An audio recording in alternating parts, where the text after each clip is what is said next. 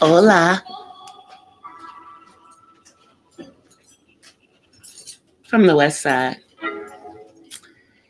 It is me, DC the Purple Diva. Welcome to Not So Random Chat. Happy Saturday, y'all. It's the Saturday Slowdown. Hey, Terry. All right, we'll drive safely. We will be here when you jump in.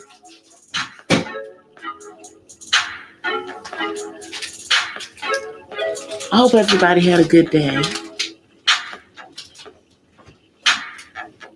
It was a pretty mellow day here, you know. There were a lot of King Day festivities going on nearby. And there will be some going on pretty much most of the weekend, I think. With the biggest one. Hey, Miss Gen X. Hey, little JR, how are you? Yeah, I think with the biggest King Day thing will be on Monday. In the Los Angeles area, they have the big parade that they're going to be having in Los Angeles, and I believe that Keke Palmer, the young actress, I think she was in that Spelling Bee movie. I can't even think the name of it right now, but she's done a lot of stuff, and then she's also on this EPX series called Berlin Station. But she's going to be the grand marshal for that, I believe. There was one in Inglewood today, and they had Inglewood, California. Let me specify that. And they had a parade as well. Former Laker and hometown boy Byron Scott was the grand marshal for that parade. And then they had a really, really nice King Day festival on Market Street, which is like one of the main streets in the city of Inglewood. And they had one of the local radio stations out there. They had stages where people were performing. They had food trucks and some people selling crafts and everything. It was really, really nice.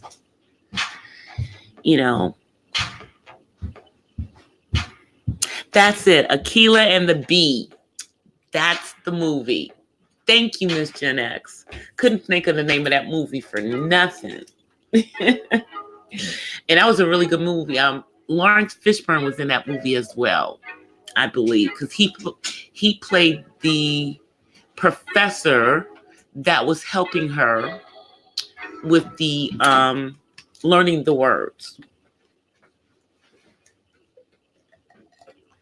So she's going to be the grand marshal for the King Day parade in Los Angeles that they do actually on Martin Luther King Boulevard in Los Angeles. So that will be really, really nice. I know that they do a really nice tribute in my hometown in DC as well. They have that statue that they have up there close to Capitol Hill. I think it is actually on Capitol Hill of Martin Luther King. It's in the part of DC that is considered Capitol Hill, not actually like Capitol Hill as you guys would think, but the Capitol Hill area in a park that they have it in, I believe, the northeast part of DC. Trying to get my memory together. Oh, you were living in Oakland when the movie came out? Wow. Yeah. She's a really, really good actress, to me. I think that she's a really good, she's a really good actress. And she's been in the business since she was a kid. I think she's like in her late 20s, early 30s now, I want to say. Something like that. She's definitely a millennial.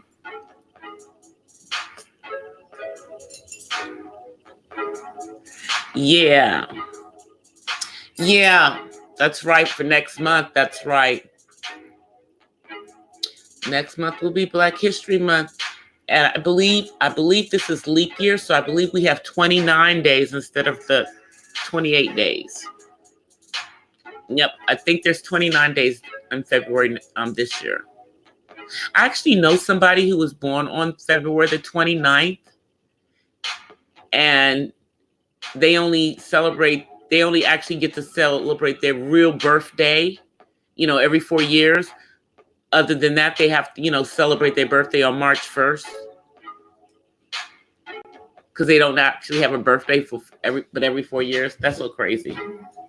The way we put it together and stuff. Hey Matt, how are you? Happy Saturday. But yeah, they had a really good parade today, and there's going to be a really good one on Monday. And I believe a couple of other, small cities, because I know like Carson has their own parade, which is another city in Southern California. So there's a few cities that have like King Day parades and everything. And although, I know that for a lot of people it's just another day off, but, like I said, the other day, regardless of, the other purposes that Dr. King served, there were some good things that came out of his presence, and we can't, knock the fact that he's the only person other than a president that has an actual day that we get as a national holiday, So I think that that's, a good thing. Yeah, Terry's in the clouds. He's driving. He's listening. He will probably jump down in the chat shortly once he is home. But right now, we don't want him texting and driving. We want him to just drive. But it was a good day. Watched actually some college basketball. Because now that college football season is over now. And there was actually a couple of pretty good games. Then there was a couple of teams that, you thought were going to be good that weren't so good. Like Oregon was getting their butt handed to them. But the Seton Hall game was good.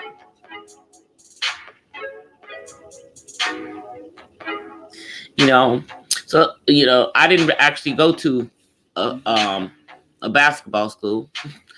My school is a football school. So I don't really pay much attention because we very rarely, make it,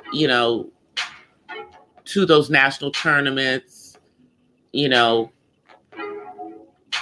UCLA does, where my sis went, but because they're football and a basketball school. We're just a football school. Yeah, the Lakers are looking. I know the Lakers won. They beat Houston. Yeah, that game was on ESPN, but I saw the score. Yeah, so that was good. They need to be doing something. You know what I mean?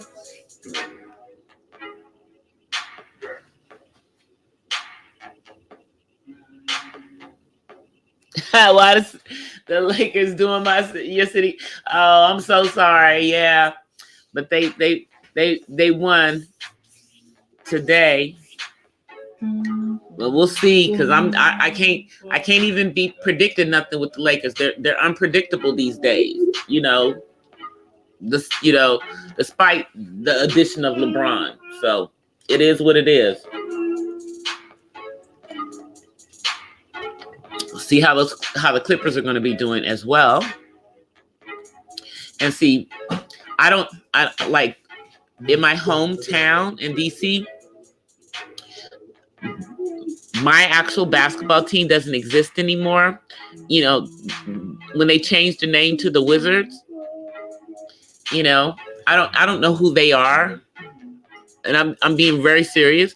The only team I know is the Bullets. Matter of fact, I think that's the only basketball team in DC that actually won a championship. Still waiting for the Wizards to do that.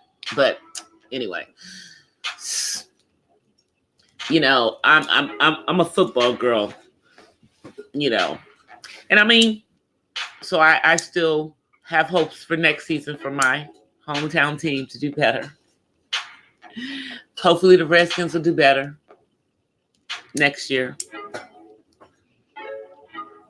Now, tomorrow, we got to see who's going to be going to the Super Bowl. And, I'm just going to say, I'm okay with the 49ers. I'm okay about them. But I really don't want to see the cheeseheads. So I'm going to have to be going with the 49ers because the Packers, yeah. I'm going to have to be going with the 49ers on that one. Yeah. And the other game, God, I'm not sure. I'm really not sure. On the other game, I'm not sure. On that game, yeah, I'm pretty sure. I'm hoping that the 49ers pull it off.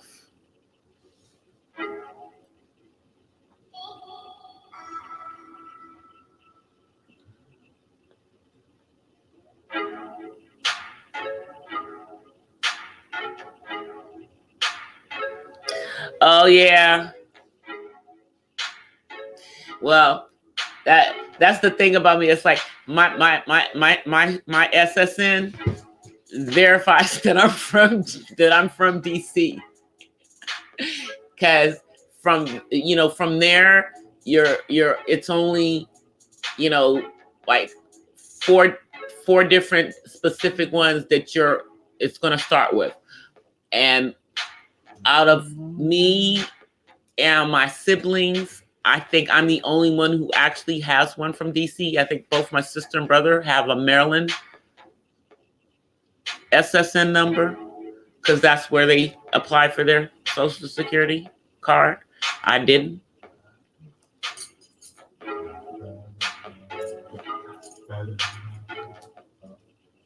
I see. Yeah, I remember when I got my sons, because, now they do with so much fraud. Like 25 years ago, I literally walked into the Social Security office with him in his, baby carrier to get a Social Security number. And then so when they asked, they said, well, where's David? I'm like, here he is. And I picked him up, put the thing on the counter to verify that I was getting it for the baby. Because, I think this has been in play for a long time, but you have to get a Social Security number nowadays, like within a month of the baby being born.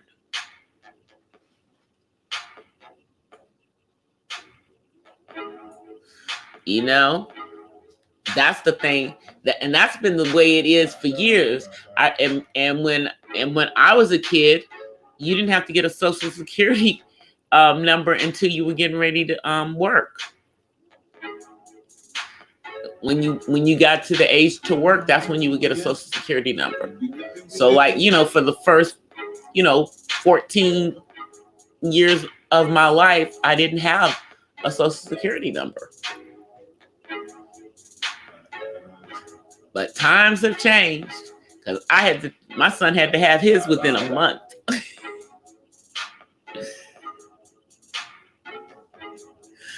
Because back then they didn't make you get the Social Security numbers right away.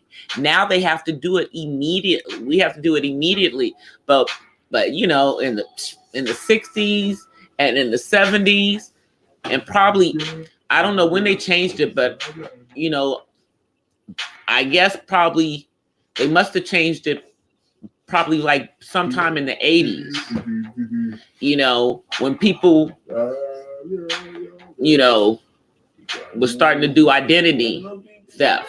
So people had to get Social Security numbers for kids so that, immediately, so people wouldn't, go create a Social Security number under their kid and ruin their credit before they're an adult. It's crazy. That's the reason why they started doing that.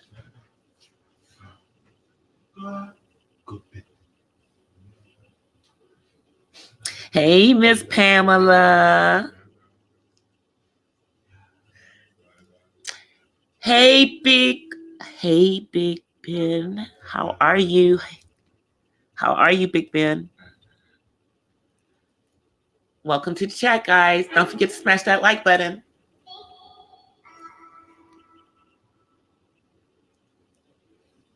Yeah. So, that's the reason why they started making people get Social Security numbers for their kids immediately, like within a month. It's wild.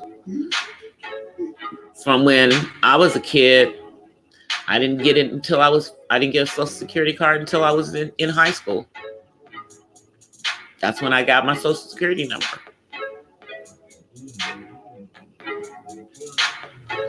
And I don't know I'm sure that it could have been gotten anytime, before that. My parents probably could have done it and everything. But, but back then, I did it when I was able to apply for it myself. I filled out the application and stuff myself. I got a copy of my, I got, my birth certificate and everything to prove I was who I was. Plus, I think I had ID, so it's just weird, to think about how that number that follows us our entire life, how for some of us that number we didn't get that number until we were teenagers. Whereas we obligate our kids, it's like the law requires that our kids have one like immediately. They don't even have a choice about it. Automatically in the system. They got you from birth now, but when we were younger, it wasn't like that.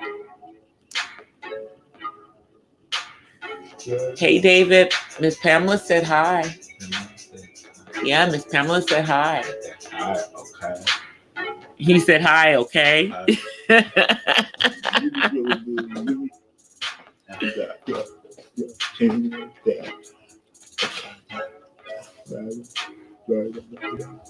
Relapse. No, Miss Pamela, no relapses. No relapses. You're supposed to be getting better. You're supposed to be getting better, Miss Pamela. Yep, that was David in the background. He's singing. Wow.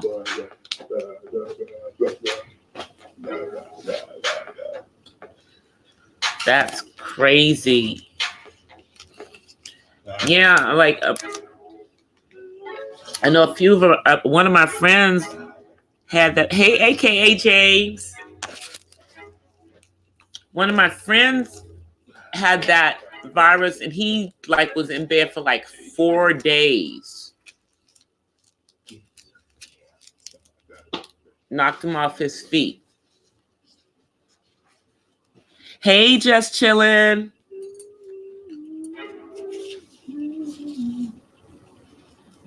Yeah, one of my friends had that virus. Well, had a flu virus. Yeah, it's a lot of people that, you know, whose resistance is getting down. And this, you know, this Southern California weather is going back and forth. Now they say it's supposed to be like warm. It started to warm up, you know, today. The weather just, and then 2 days ago it was raining.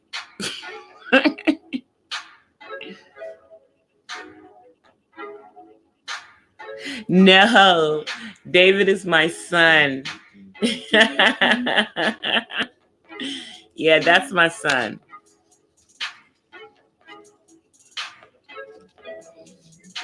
Yeah.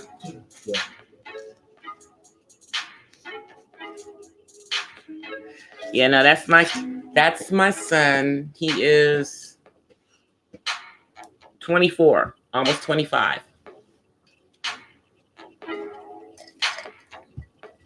He is an adult with autism.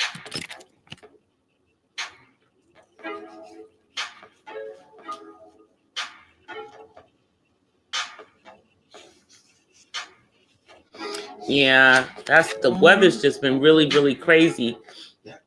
You know, that's the thing. It's like, for me, you know, that's the you know, the good thing for me about working from home. You know, that when I did get sick, even though it was during the holiday, which that part kind of sucked, but I didn't get really, really sick, and and now I'm just, you know, trying to keep everything in check and make sure that, you know, I'm trying to keep my resistance up because I don't want to catch nothing again.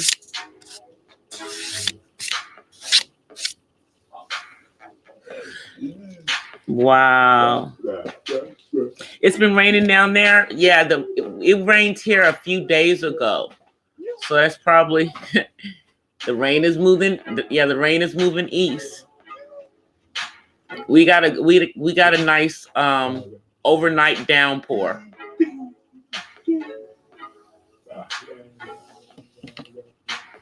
You know, it cleaned out the air, and then it was cold after that.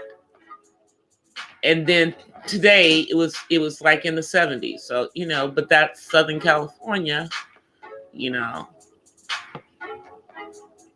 That's Southern California.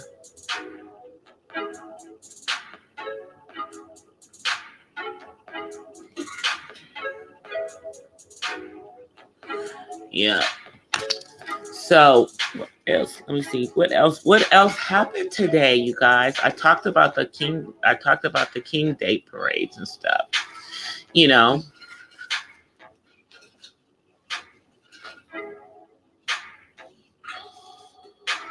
Staying sick. Yeah. For 2 winters, that is good. Just chilling. I only got a little sick. I mean, I didn't get too sick, you know, but there was a couple of days that I was struggling. And, you know, since, you know, I work from home, I couldn't, like, it's not like I can call in. You have to be like really, really sick. Like, you can't even get in front of the computer, you know. And so I struggled through it, but I was just taking a whole bunch of breaks. I would just take a break and go lay down for 15 minutes. It was rough, but I don't normally get sick. I don't normally get sick at all. But yeah, Miss Pamela, this weather, I agree. This weather this winter has been a little up and down, you know, more so than usual. And of course,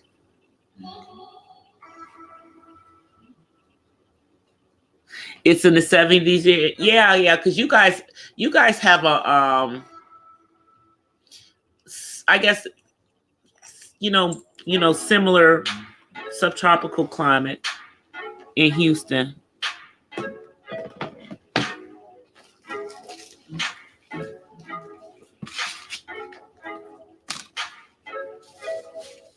That's what I'm saying.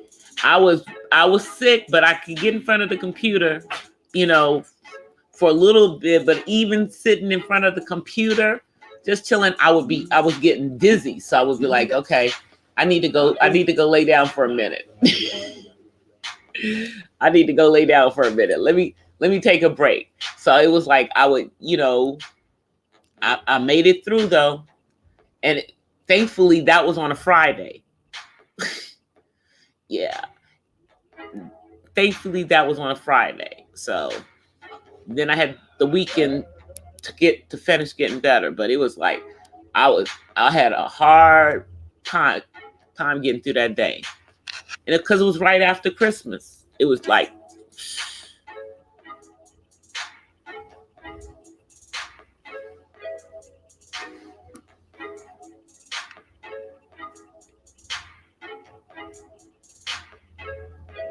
that's right. But yeah, and I think one of the days I didn't even have a voice, so I couldn't even do my live stream that night because I didn't have a voice. One day, my voice went away. I lost my voice on one of the days, so I didn't do the stream because I couldn't talk. So it was a little rough.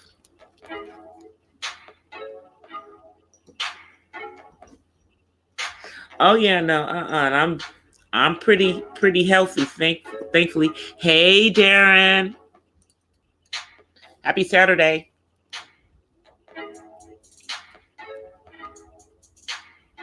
Happy Saturday. Did y'all? The power was out there.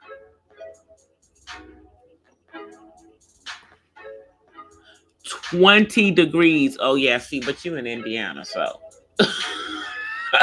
you're in Indiana. It's funny. I grew up in the cold, but I left the cold by choice. I wanted to be someplace where it was warm. And so now, even though I would like to go back. I mean, I want to go back east and stuff. I don't know if I can hang with that. I think I have to go to the south where it's at least a little warmer.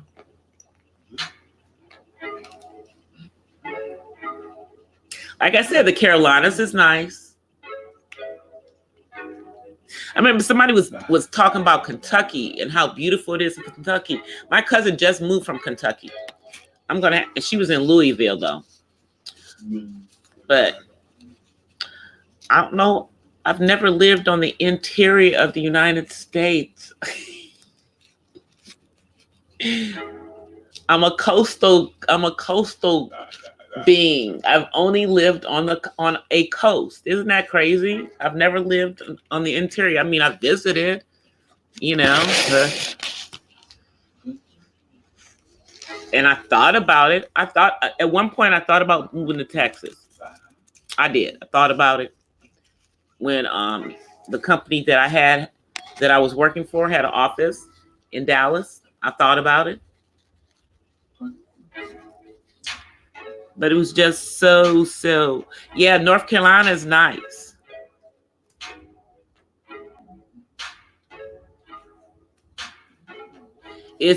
I know it's, and I go visit because my dad is in North Carolina, so I go visit him. And I remember, like, maybe 10 years ago. Yeah, it was about 10 years ago. I visited him at Christmas, and it was humid. it was like, I mean, it was like humid. It wasn't real cold.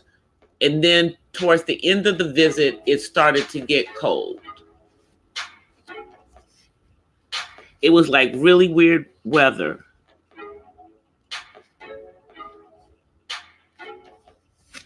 Really? Yeah, Ohio's nice too, depending on, you know. My dad lived in Toledo. That's where he did part of his residency. In Toledo. And we used to go to Cedar Point when I was a kid. I still remember Cedar Point.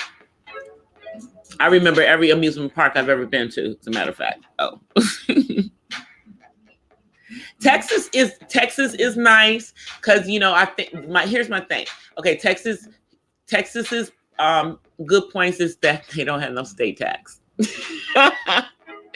You know, you got that in Florida, you got that in Pennsylvania, you got that in Nevada, and there's a couple other states that don't have state tax. You know, but then Texas has the stand your ground law, as does Florida and a couple of other states.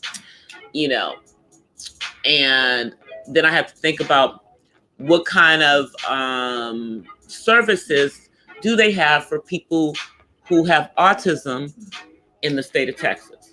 All of these are things that I have to take into consideration any place that I think about moving. I know I've heard that they have decent ones in North Carolina. You know, I've heard that. He's still, you know, resting, you know, over this weekend. But he's hoping to be able to go back to work on Tuesday. Y'all. So for those of y'all who don't know, my dad is 80. He's going to be 81 this month. And he is still a practicing physician. He is a doctor who is still working at 80. He is not out on the golf course because he doesn't play golf, number one. But he's just working because he still wants to. And he's got 2 jobs. You know, 2.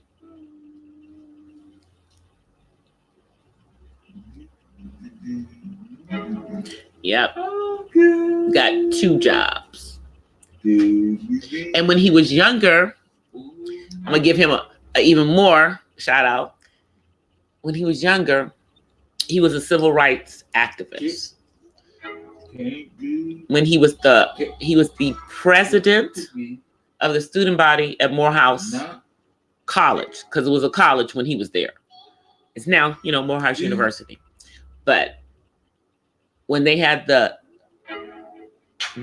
Atlanta sit-ins, you know, where the students sat in like they did in Greensboro, after the Greensboro students sat in, then they did it in Atlanta, because then the president of Morehouse College went to my dad, who was the president of the student body, and said to him, what are you going to do in response to what Greensboro, North Carolina had done?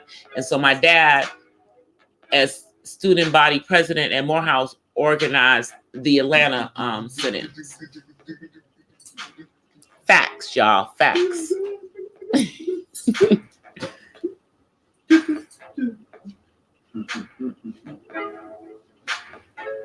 Oh yeah, see, that's the thing. Yeah, with California, man. Yeah, you got, when you move from California, you got to file a state tax return for them, and wherever you move to, they will, and then you're free. That's what I have to remember. You know, when I try to get out of here, that's the 1 year I'm gonna have to file a tax return here and wherever I go, and then I'll be free.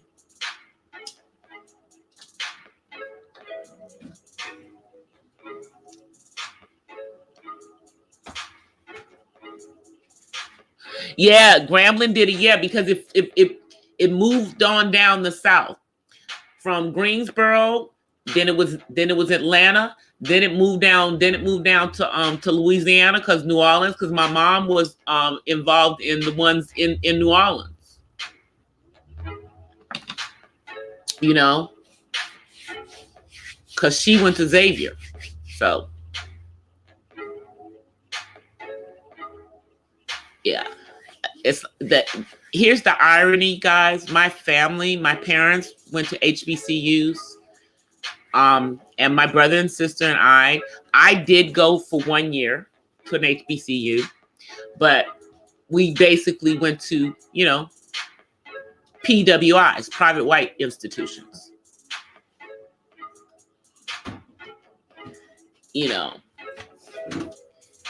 And I always wondered how my dad felt about that, and my mom. I always wondered how they felt about us not going to HBCUs.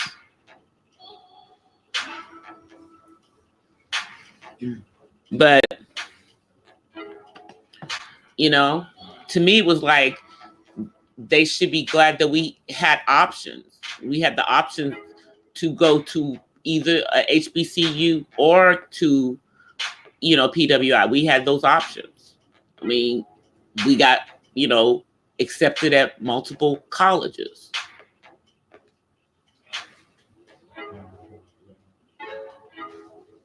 Okay, Miss Jeanette. Yeah. I remember like a few years ago, Darren, my dad went back to Atlanta and they gave him some kind of award at Morehouse, for his involvement. I think it was whenever, it was like on the anniversary of it, he went down, he went down there for it.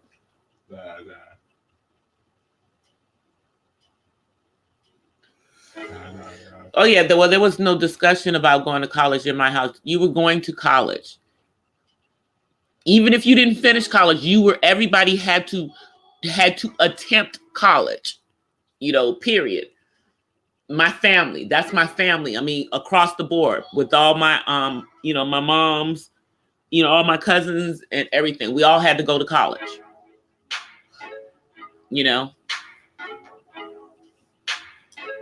We didn't have a choice about that. You going to college. And you're gonna major in something sensible. What I couldn't major in art, or music. So I majored in math.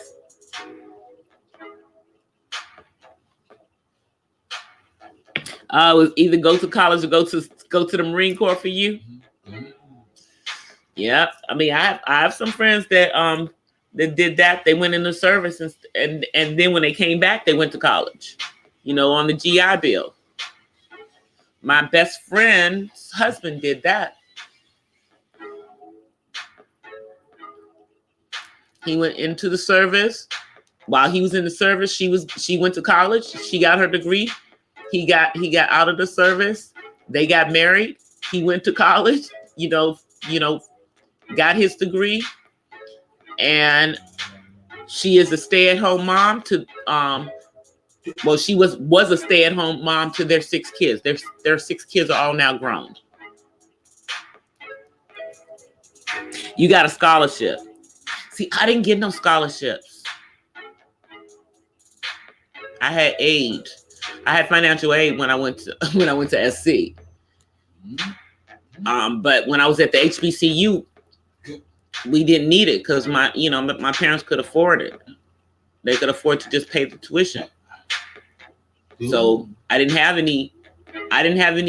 Actually, I didn't have any student loans for the first 2-3 years. I had to take out a loan for the last one.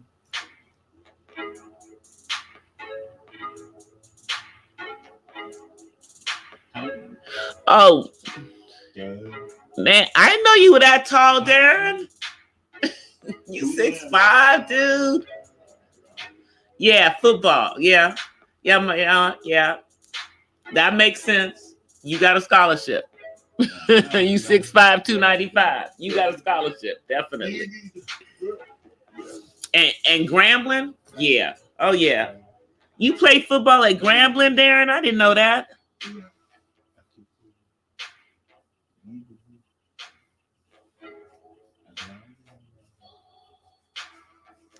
My both of my parents had academic scholarships for college, so they both went to school on academic scholarships. My brother had a scholarship. He had a partial scholarship, a music scholarship, and me and my sister, no. My sister, she went to a in-state school, so she didn't have to. Her tuition wasn't as high. I went to a private school.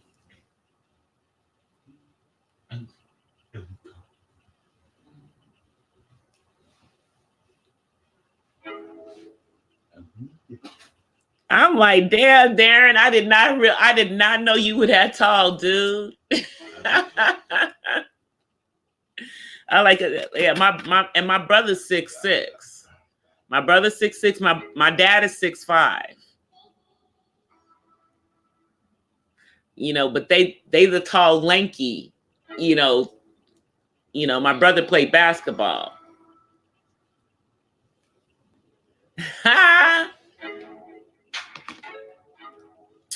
Yep, that's what I like. Anyway, I said, Darren, I know you're a married man, but that's my preference.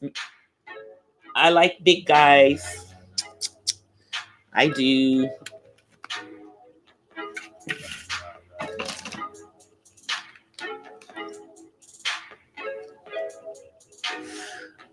What position did you play, Darren? What position did you play? Were you like a defensive end or a defensive? Yeah, like a defensive end.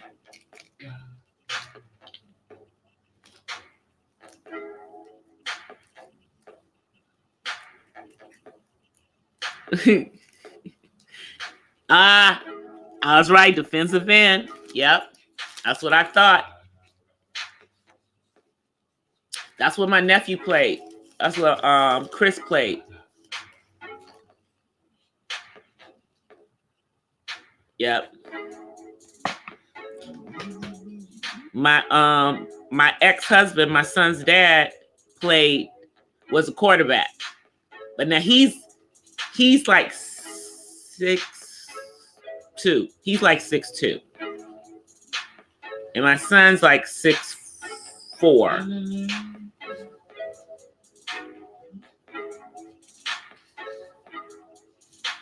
Because he got a little extra height because of the height, on my side too. Shoot, you a big dude too, just chilling.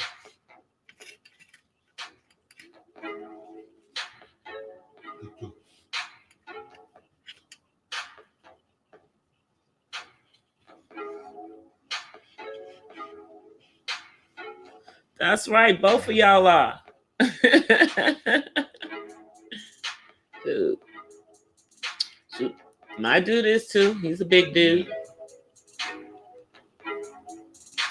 I think he's like 6'5". Yeah. Yep. Somewhere over 250. somewhere over 250. That's all I'll say.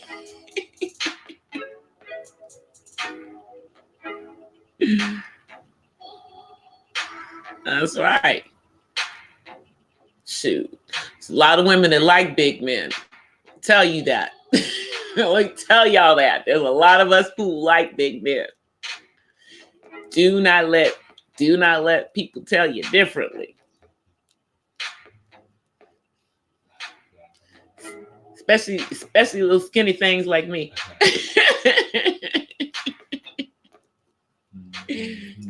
I like especially skinny Skinny things like me.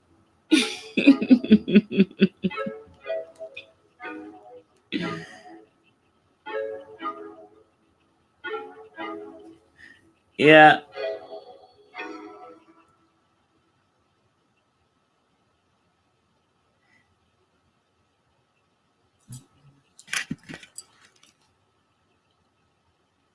Hey, Scorpio, how are you? Uh, oh, I take it you went to a rival of Grambling.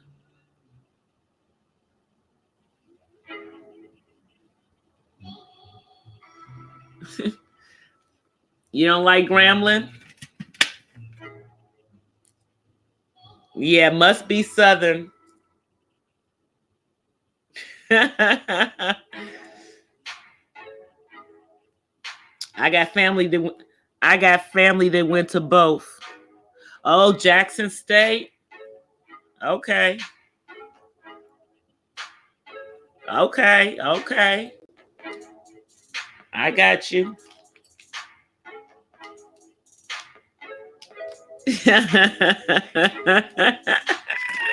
Uh-oh. Oh, we got them grumbling up in here. Oh, they up in here grumbling. They in here grumbling. between the rival schools. I see y'all. I see y'all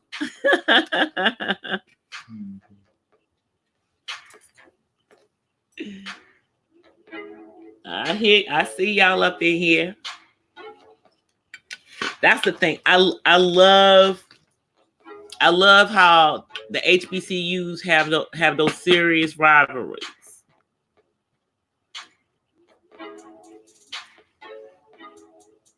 I love how they have those serious rivalries. And y'all, what else do I like? The Battle of the Bands. I think everybody loves the Battle of the Bands. Now, that was the one thing I did like when I was at a HBCU for the 1 year that I went there, my freshman year. And in 2020 hindsight, I probably would have finished school there and then come to California to do the music and all the stuff. But, I'm glad, that I came out here, because that's what I was supposed to do, I guess. But I love the Battle of the Bands. And see, I was a pom-pom girl when I was at Hampton. So, we were out there with the band and all of that at the games.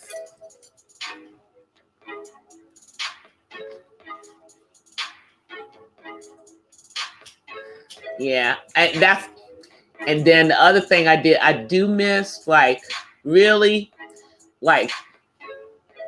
because the Greek life is very, very different at HBCUs than it is at the white schools, because you have the larger lines at some of those schools, especially like schools like Hampton. They had huge lines. And then, but when you would see them, the stepping on the yard and everything, and I'm not saying that we didn't have that, because we did, and they still do, but it's not it's obviously not the same thing, because, the our Greeks are mixed in with, the other ethnicities, Greek, and a lot of them did not understand a lot of the stuff that we did. They didn't understand our stuff, and they understand all of that stuff now because they, gentrified it and, appropriated it, because I know you guys have seen, those videos floating around YouTube where you have fraternities and sororities that are not Black that are stepping and winning step competitions against us.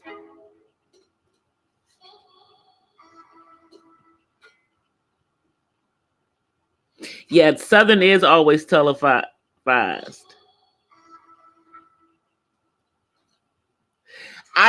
I went to both. Yeah, see, that's the thing. I went to HBCU and a PWI, so I got the perspective of both.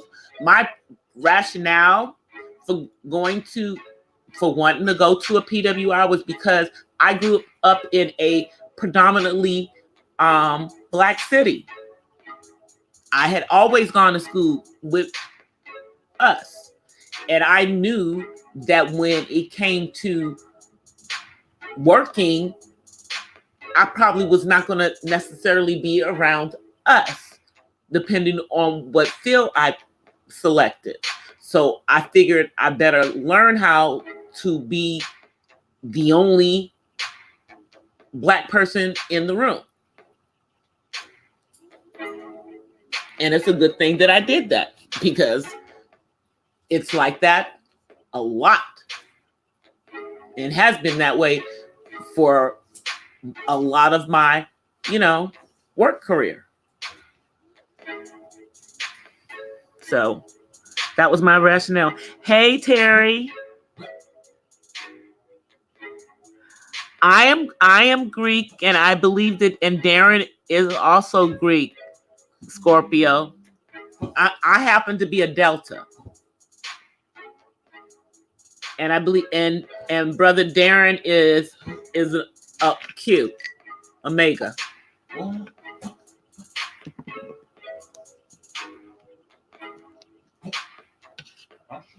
But yeah, the Greek life is,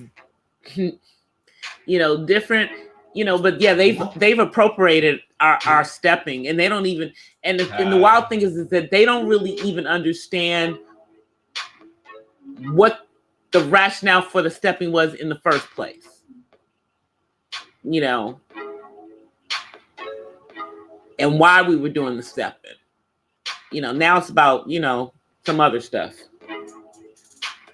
Because we had a message in it, while we were up there stepping, because, I stepped when I was in college, and even as in a grad chapter at a convention, one as an undergrad in my undergrad chapter, and one in an alumni chapter, a step competition. Yes, did. Okay, so I understand that, but when you're stepping, you're also supposed to be giving a message. You're supposed to be telling something through it.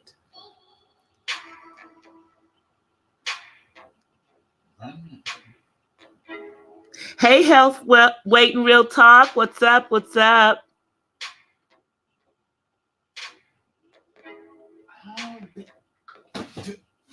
Exactly, just telling. It gets less Black. It just is how it is.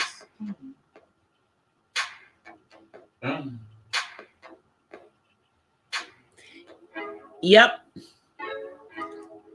Yeah. We're the crimson and cream.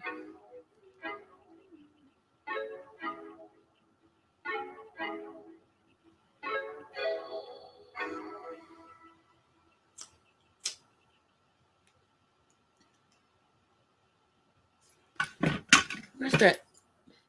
Do we have any more incense? Sorry, y'all.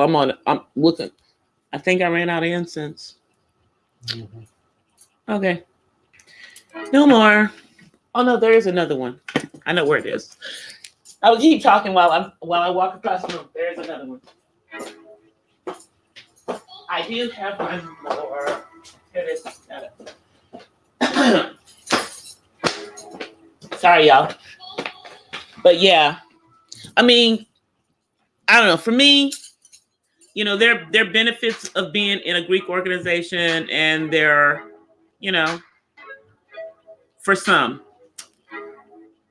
the benefit for me of being in a Greek organization is that it helped me when it came time to help my son when he was in school, because there happened to be a lot of my sorority sisters that are in the field of education, and I was thankful that there was 2 of them who owned a speech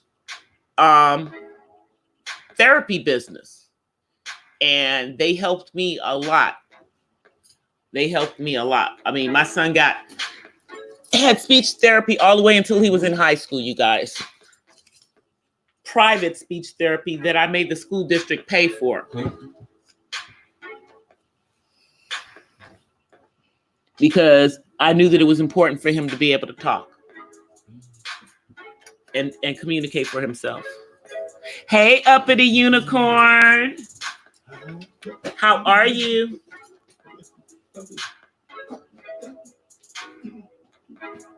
Well, yeah, I only did it for a year, Terry.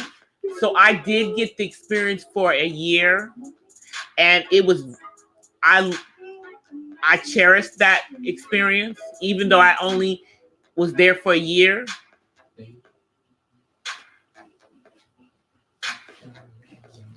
Because I think it was doing that year at the HBCU, even though I wasn't that far away from home, that I started to come into myself and be more vocal, because I was really, really shy.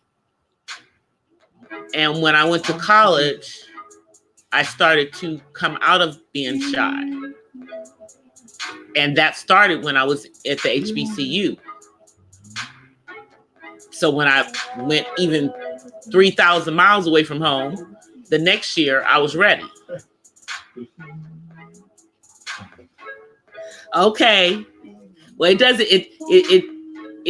doesn't matter. I have last night and the night before have been age restricted for those who care.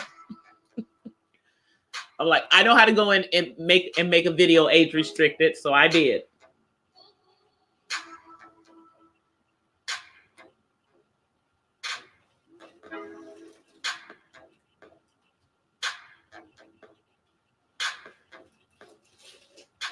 Thank you so much, Scorpio. I appreciate it. Thank you for coming through.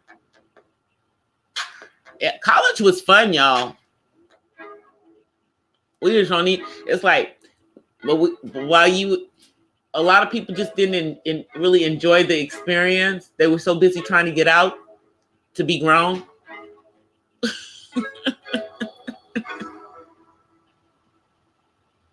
You were in speech therapy for a year.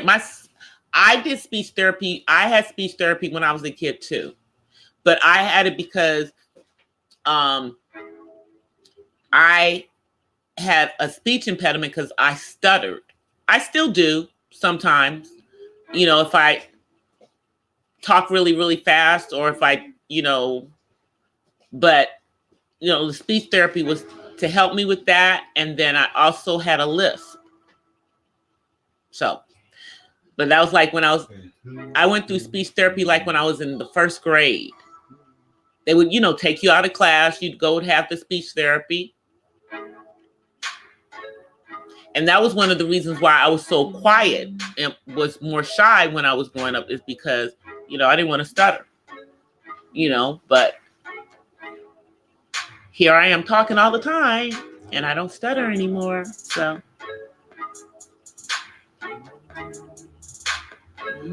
Yeah, and I don't have the lisp anymore either, because braces are a wonderful thing. I wasn't a thumb sucker, but I was always like sucking on things. And so yeah, I had like like a rabbit. And so I had a lisp. Then I had braces. And all that was fixed. Now I have a beautiful smile.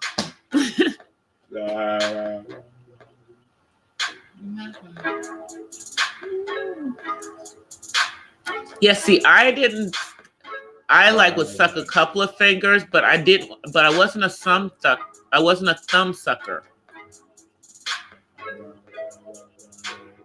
It was interesting. And now I'll like, well, I may take a finger and I'll like hold it in my mouth, but I'm not necessarily sucking on the finger. Usually I'm like biting down on my nail.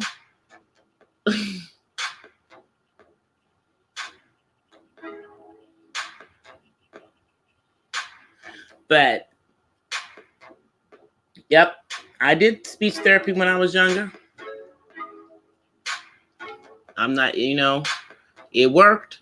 So that's why I wanted my son to get it as long as he could. And it did help.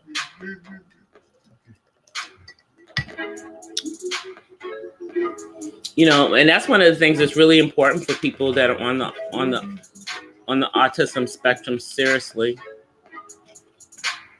is to get it for them earlier. But speech therapy is not just for people who have autism. A lot of us go through that because we have speech impediments as kids. A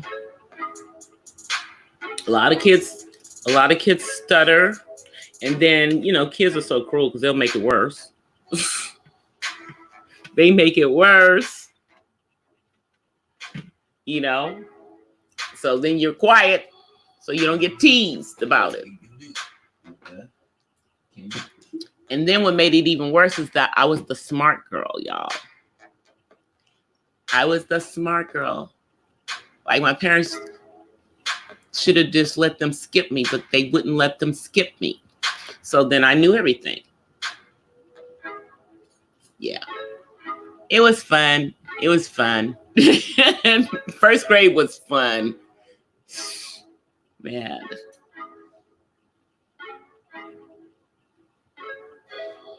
Thank you. And now, Terry, I will tell you, that's the one thing that I did like about going to an HBCU, because my freshman year in college, everyone is required to take a public speaking class. So I had to take public speaking my first year in college before I came to the West Coast. And that was part of getting me out of being shy too.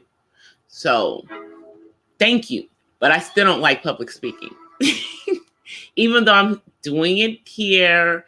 And then I did, internet radio for like over 10 years.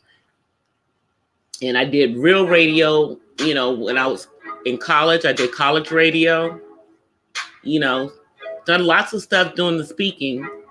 But,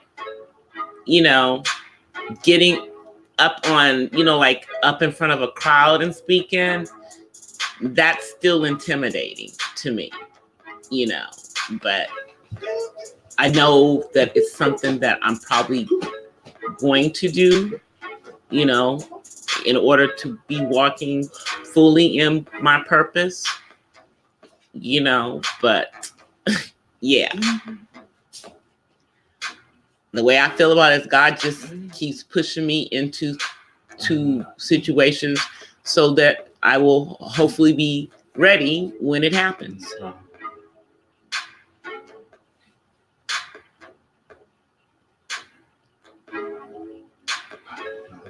Oh yeah, Sheldon. Yeah, I think he's Asperger.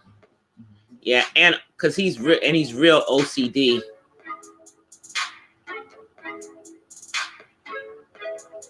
Yeah, I like Terry's speaking voice too.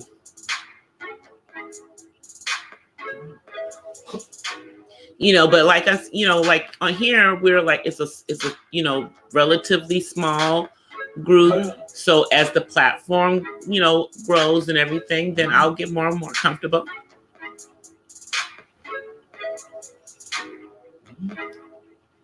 And I think I'm comfortable. I think I am.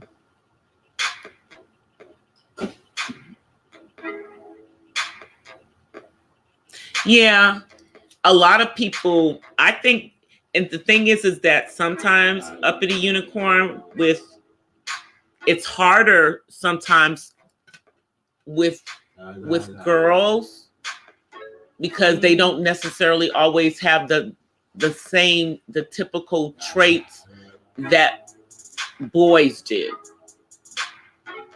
Because I follow a couple of women on YouTube that have autism, and one of them was diagnosed in her 20s.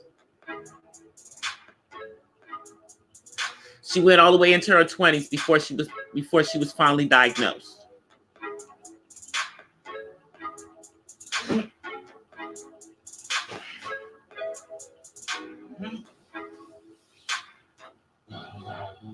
Yeah, see, yeah, in the service, you had to do that. You had to do the same kind of stuff. But that was the one thing that I was really appreciative of at Hampton, is that they made freshmen take a public speaking course. You know, I didn't see how it really benefit me, you know, then, because I just didn't want to do it, but you had to. It was a freshman requirement, you know, for every major, no matter what you were studying, you had to take public speaking freshman year.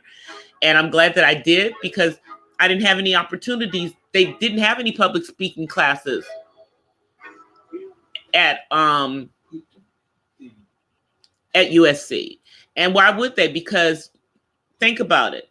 A lot of high schools do have that. Well, I would say in the suburbs, in the white zone, and maybe they do have it more in high schools now, but in the 70s and early 80s, schools in the city, including Catholic schools like I went to, we didn't have no public speaking classes.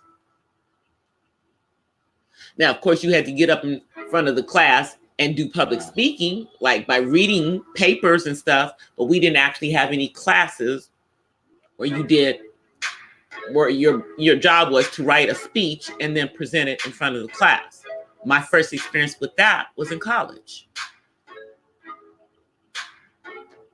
But people, you know, pay to go to classes now to learn how to do public speaking and everything. So that definitely was a plus, getting that in college. People go to classes and to seminars to learn how to do public speaking.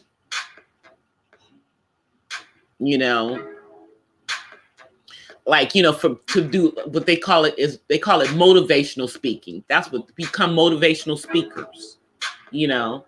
And I don't know, maybe with what I'm doing, that's probably what it's probably going to be about, because it'll be motivational in regards to, you know, autism and that forum, and being a caregiver and a parent.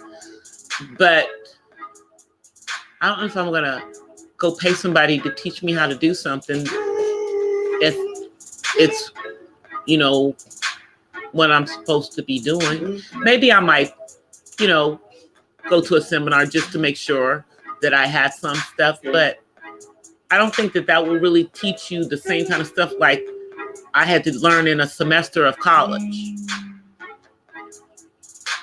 You know, they gave you the basic principles of public speaking that you can take with you, you know, the rest of your life.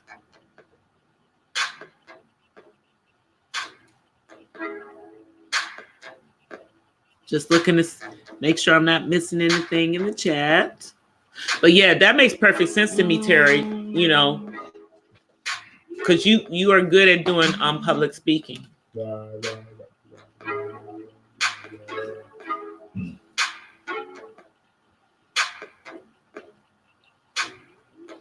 Yeah, and see, for you, uppity, you're good at doing it too.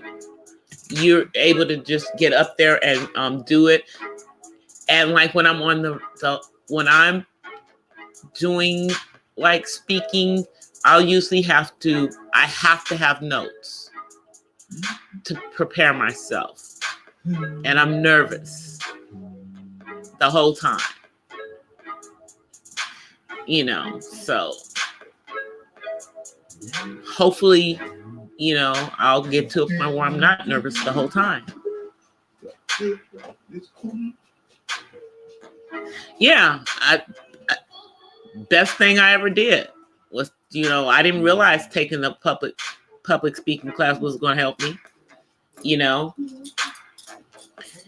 But the thing is that if you think about it, a lot of us in our professional lives, you know, have to do that. At some point, we have to get up in front of, you know, in front of a room full of our peers at work and do presentations. Or in my case, now that I work remotely from home via webinar, you know, my voice talking to them, presenting something on the phone, presenting reports. I had to, you know, I've had to do that in several jobs, in several things that I've had to do in the company that I'm in now, where, you know, I have my work, put it up on the screen for them to look at, and then I basically walk them through it, which is me public speaking in the meeting, you know. So it's a lot of stuff that having had public speaking classes does help you with going forward with in life. And I don't think a lot of us really think about that as when we're younger.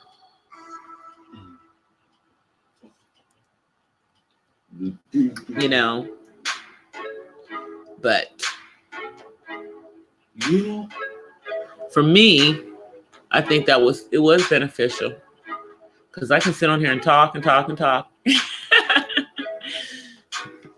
But I talk about hopefully things of substance, and hopefully sometimes, you know, just through what I'm talking about, you know, you guys get to know me better.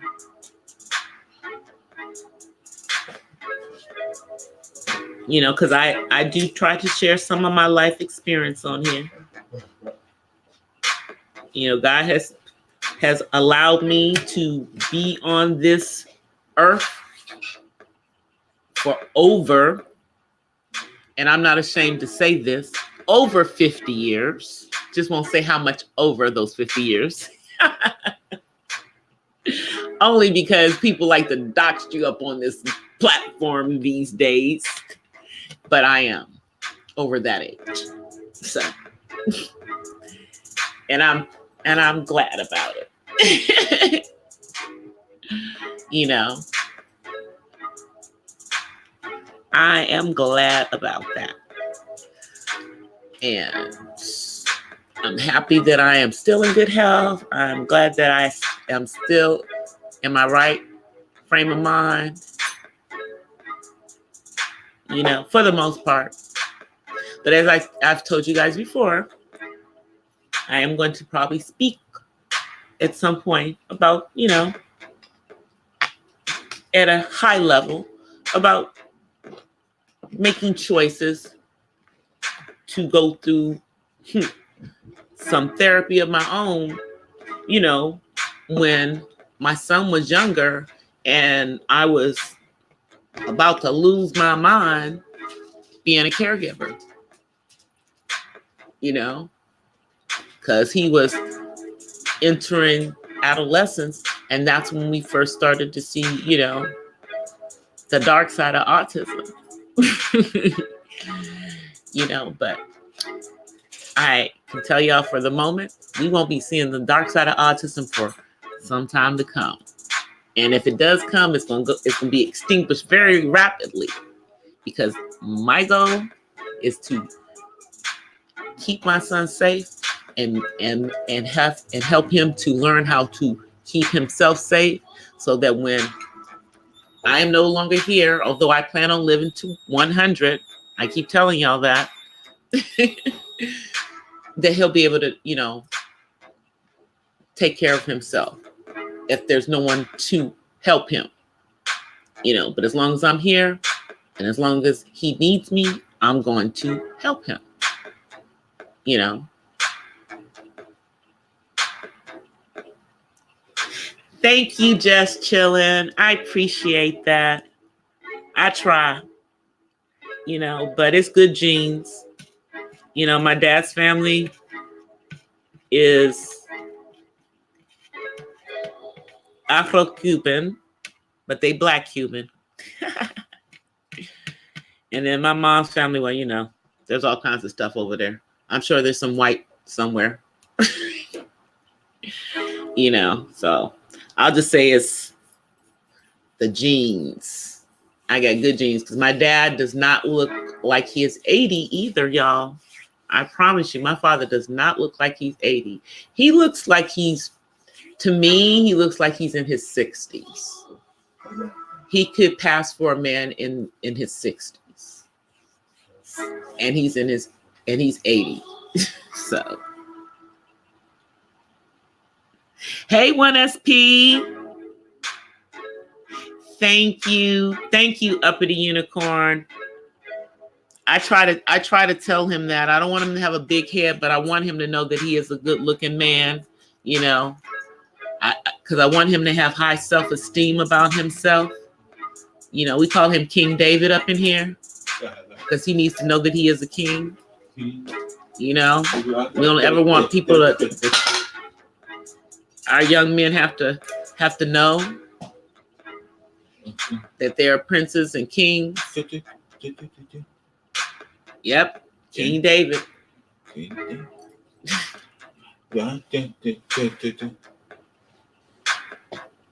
For your late teens, early 20, quick. And the thing is, like, if I pull my hair up in a ponytail, I get carded because people, you know, or like when I have it in like those little bun thingies, like I had, people think I'm a lot younger than I am, but I'm not. I couldn't possibly have a 25-year-old son. Well, almost 25, you know, but God is good. And he let me keep my my looks. I said prince. No, men are kings. He, you know, he's a man, so that's why we call him King David. Boy is a prince, a man is a king. Man is a king. That's what I say. Black men are supposed to be kings. Even though they want y'all to think something else. They have tricked y'all into thinking y'all was something else. But you are kings.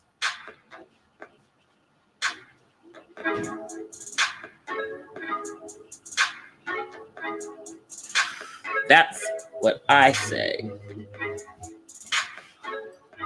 You know? And there are many Black women that think that, you know? Lift them up.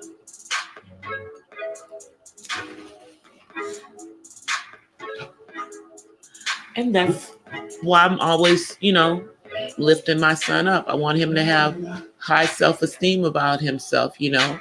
He has enough obstacles in his life, you know? And I'm well aware that what he looks like to me is not what he looks like to young ladies. They see a man. They don't see a little boy. And rightfully so. He is a grown man, you know?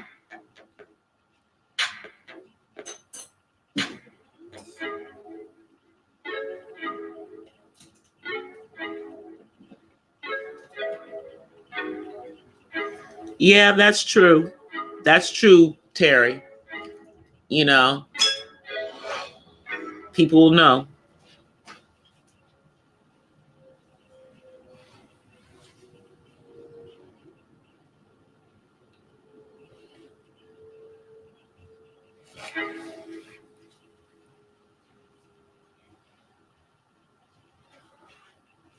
Yeah,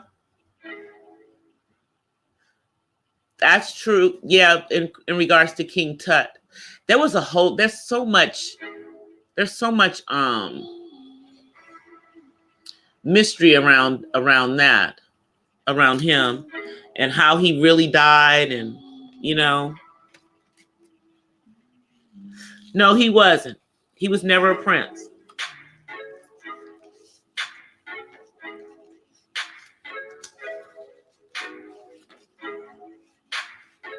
He ascended to the throne, you know, pretty much immediately.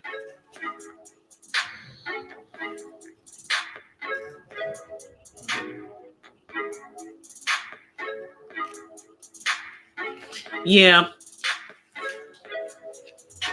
Because, like I said, Black men are kings. whether they know it or not. Whether they know it or not.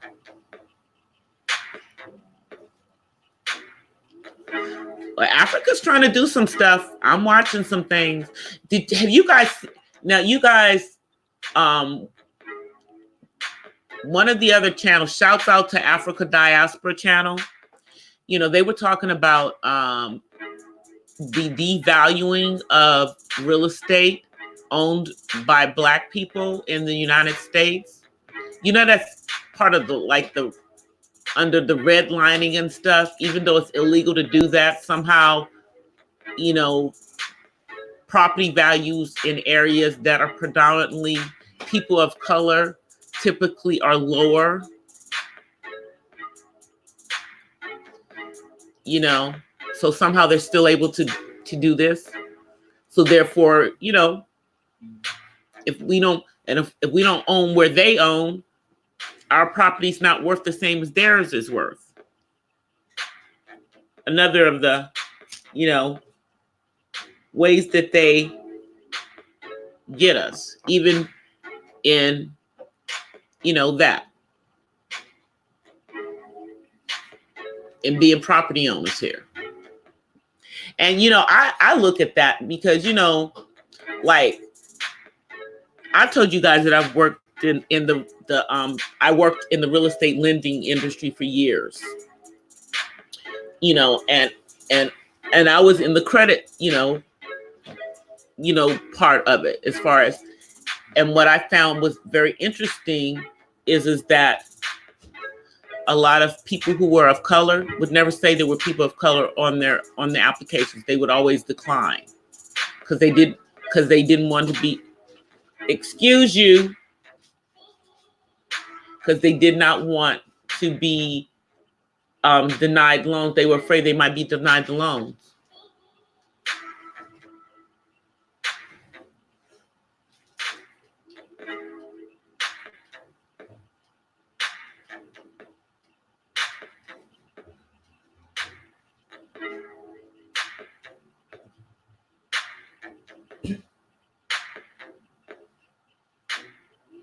I know.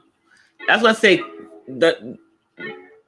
With King Tut, his whole life, that whole situation with him was just very weird. You know, because they were using him. You know, someone else was pulling the strings, you know, for most of his reign.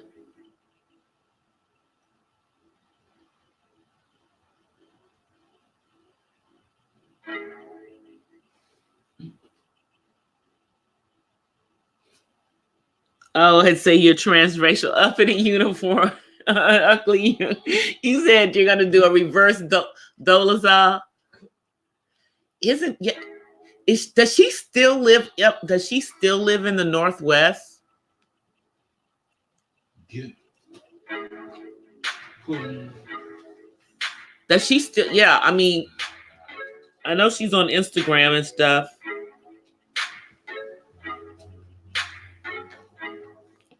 She does really good artwork. I've seen her Instagram. I was wondering, is she still, didn't she live like in the Seattle area or something? She still live in that area?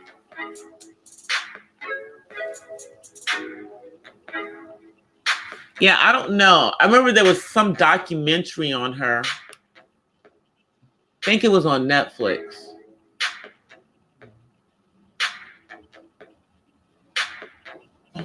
Yeah, I think there was some documentary on her on Netflix. But yeah, I don't know but I know she was, because when all that mess was going on with her, wasn't she in Washington, the state? I mean, trying to perpetrate that fraud.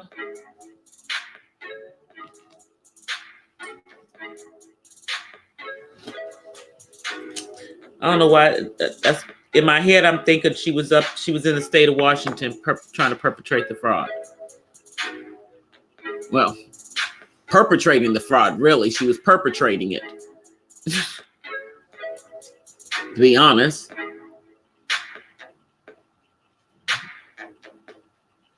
Must be nice to put on and take off black skin when you want to.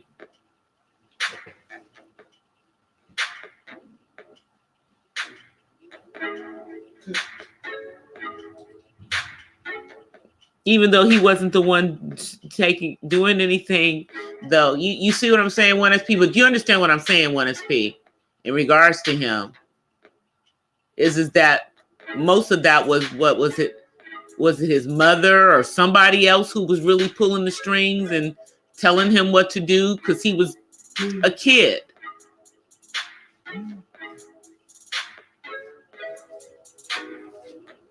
You know, so that's what I'm saying.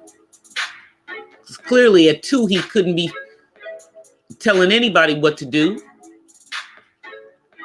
Or 4 or 5.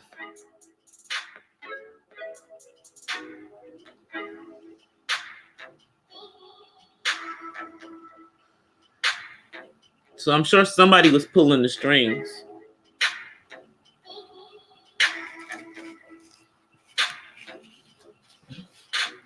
Of King Tut. For most of his reign. Not saying that he wasn't doing some of it himself, you know, by the age of 9.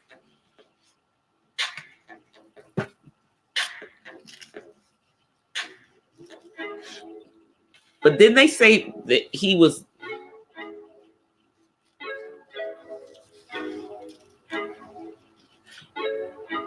Yeah.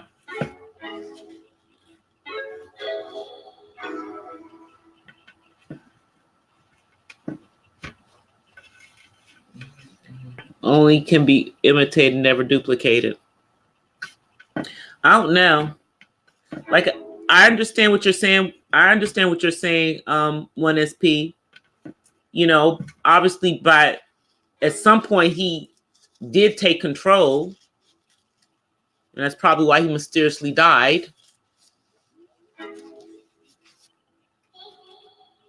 You know, at that young age.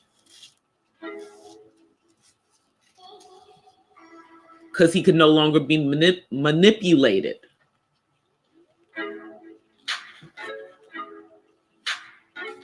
You know?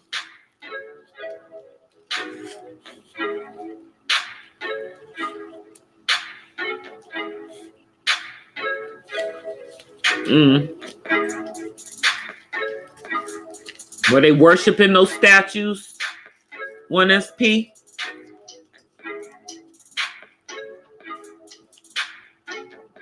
Because I know part of Egyptology,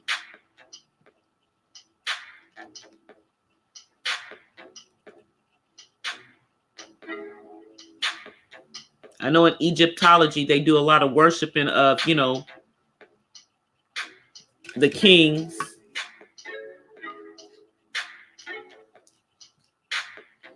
I know it's so funny because they always were trying to act like he wasn't black, but you know, we know he was.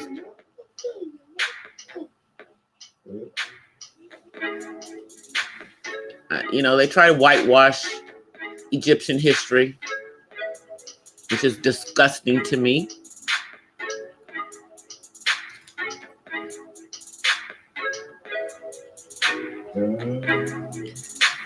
And you know, I mean, it's still not. There's still people who are black in Egypt. Still, so because they were the original inhabitants of that land.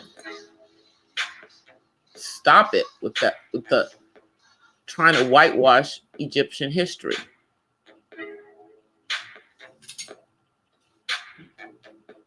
But yeah, so were they worshiping the statue? Wouldn't surprise me.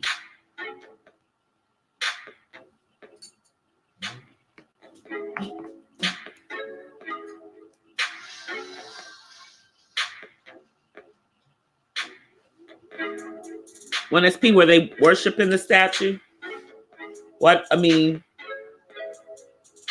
or they just have the statue to honor him.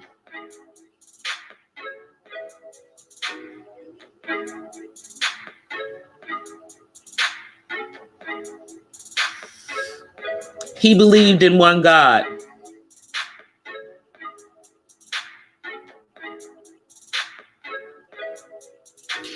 You know what? I do know that there were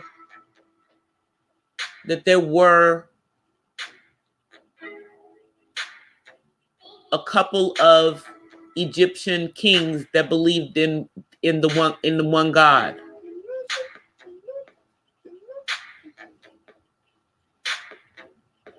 I've heard of the monotheistic king. So that was King Tut.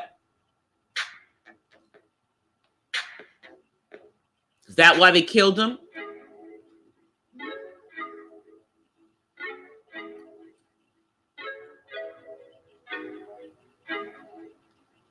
Is that why they killed him? They killed him because he was a believer?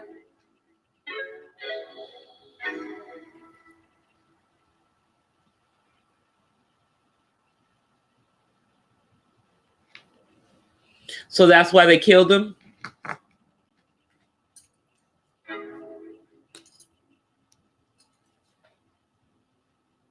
He wanted them to stop worshiping all of the different gods.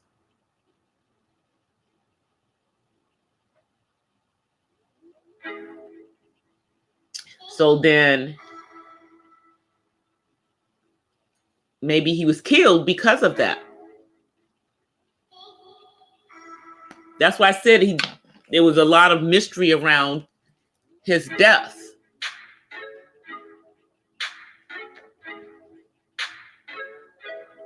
They may have killed him because he was a believer.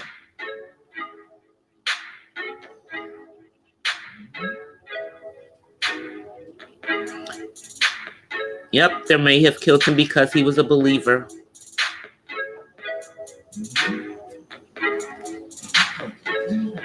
I didn't know that was King Tut, though.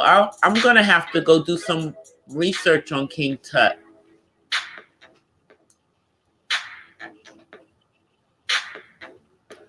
Yeah, I'm going to have to go do some research. I didn't know that he was the monotheistic king. I remember hearing some stories about a monotheistic king, you know, who... But I don't... Maybe they made it out. I don't know. I have to go look it up. Yeah, I'm going to go research that one, 1SP.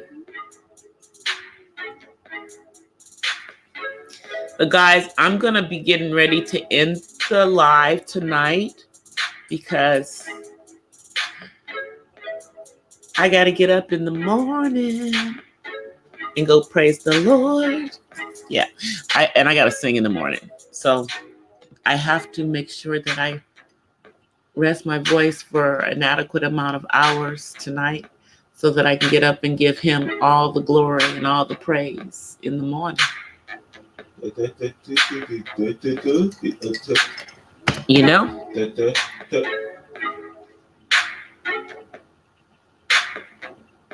That's the one I heard of, Terry. The one you just named, Terry, that's the one I knew about. I didn't know anything about King Tut being monotheistic. The one you're saying, Terry, that's the one I'd heard of.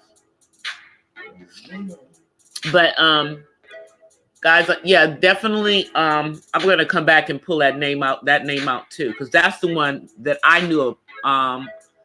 Alhen Natin. That's the one. That's the one. That's the one I heard of. That was monotheistic. But thank you, 1SP, for giving me some insight on King Tut, because I'm definitely going to go do some research on that, and I'll definitely bring that back to the chat. But as I said, I'm going to go ahead and end it right now because I got to get up and sing in the morning. And I will give you guys, as always, let me see if I can give y'all what I did last night. Let's see. Hey, y'all see me? Yeah. Got on a hat. So until tomorrow, you guys, peace and blessings. See you guys. Bye.